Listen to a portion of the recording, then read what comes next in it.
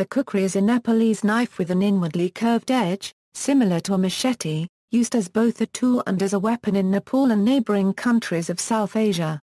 Traditionally it was, and in many cases still is, the basic utility knife of the Nepalese people.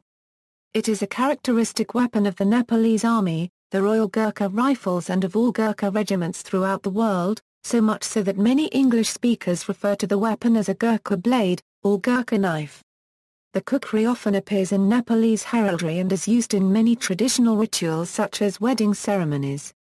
The khukri, and kukkri spellings are of Indian origin, the original Nepalese form being khukuri. History. While some Western historians conjecture that the khukri was based on similar European weapons and brought to South Asia by Alexander the Great, other researchers give it a much longer history tracing back to the domestic sickle and the prehistoric bent stick used for hunting and later in hand-to-hand combat. Richard F. Burton ascribes this semi-convergent origin to weapons from several regions such as the Greek kopie, the Egyptian khapesh, the Iberian falcata, the Illyrian sika, the Australian tombat, as well as the khukri. In India, it has also been hypothesized that the khukri was the origin of the kopie, rather than vice versa. Similar instruments have existed in several forms throughout South Asia and were used both as weapons and as tools, such as for sacrificial rituals. Burton writes that the British Museum housed a large khukri-like ancient Indian falchion inscribed with Pali characters. Among the oldest existing khukri are those belonging to Drabir Shah, housed in the National Museum of Kathmandu. The khukri came to be known to the Western world when the East India Company came into conflict with the growing Gurkha Empire, culminating in the Gurkha War of 1814–1816. It gained literary attention in the 1897 novel Dracula by Irish author Bram Stoker. Despite the popular image of Dracula having a stake driven through his heart at the conclusion of a climactic battle between Dracula's bodyguards and the heroes, Miner's narrative describes his throat being sliced through by Jonathan Harker's khukri and his heart pierced by Quincey Morris's Bowie knife. All Gurkha troops are issued with a khukri. In modern times members of the Brigade of Gurkhas receive training in its use. The khukri gained fame in the Gurkha War for its effectiveness. Its continued use through both World War I and World War II enhanced its reputation among both Allied troops and enemy forces. Its acclaim was demonstrated in North Africa by one unit's situation report. It reads, "Enemy losses, 10 killed, Rs 0. Ammunition expenditure 0.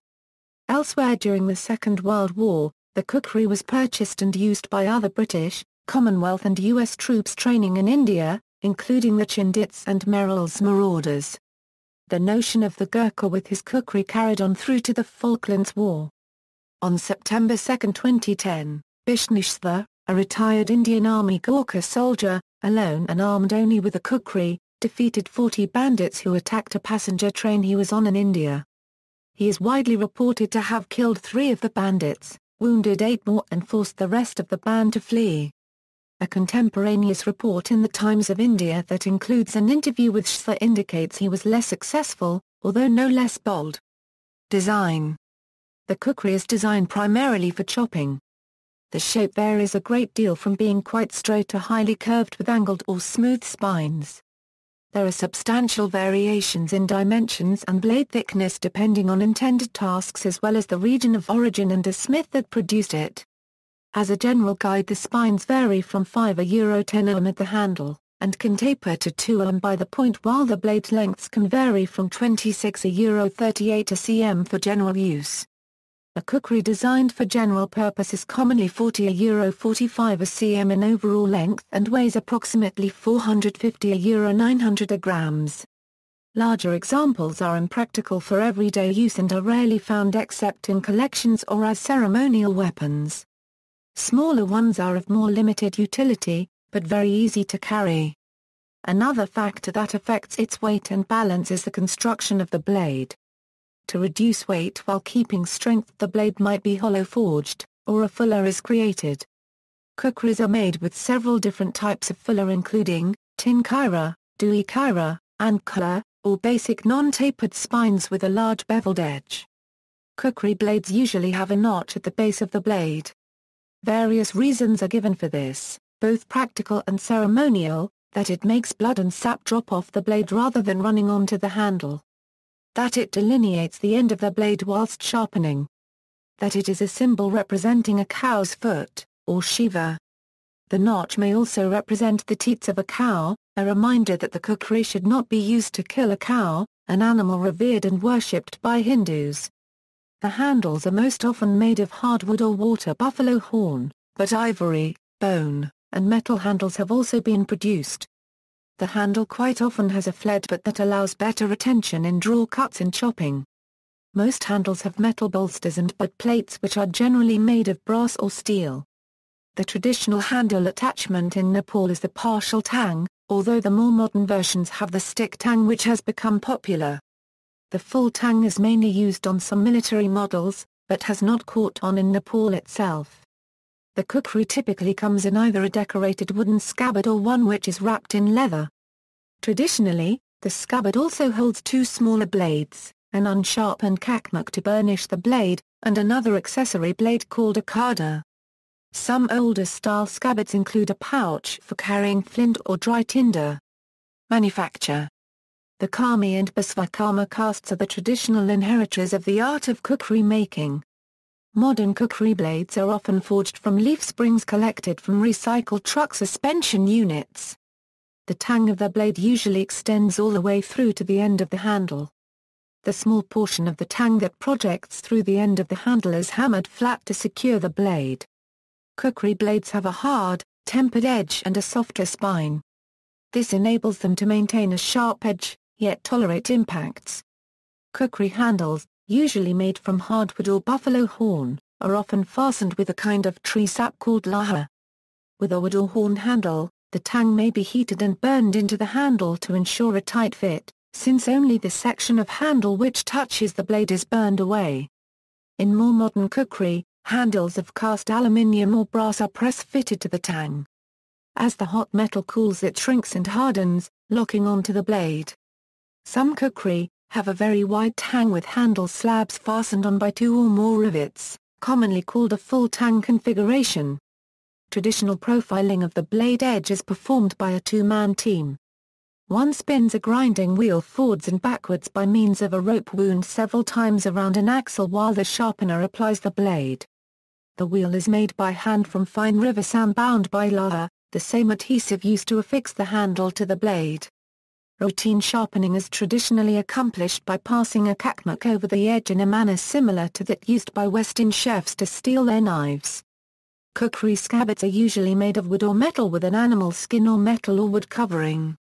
The leather work is often done by a saki. Uses. Weaponry. The kukri is effective as a chopping, throwing and slashing weapon.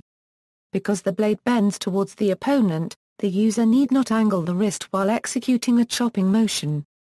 It can be used like a sword. Its heavy blade enables the user to inflict deep wounds and to cut through muscle and bone. It has been recorded as being able to cleave a person's head and halfway through the chest with a single blow. At the base of the blade is a notch called the cho.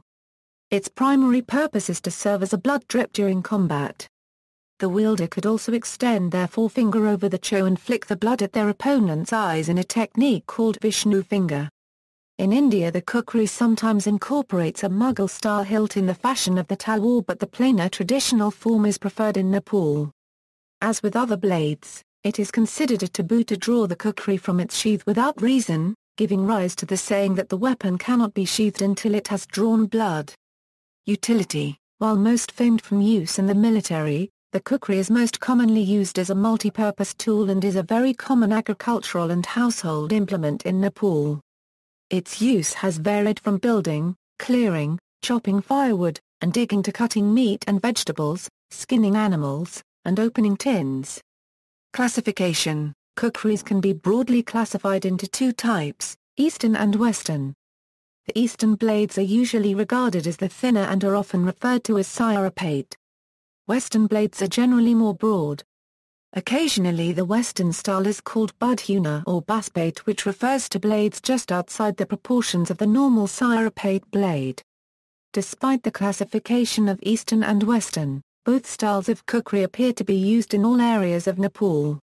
See also, Parang, Falcata, Kapesh, Kopi, References. External links, Kukris, manufacturing kukris since 1943 at windlessword.com, KUKR. Description and photo at interestingswords.com, Kukri, comparison and explanation of use at survivalstate.com, Kukri, how to take care of kukri.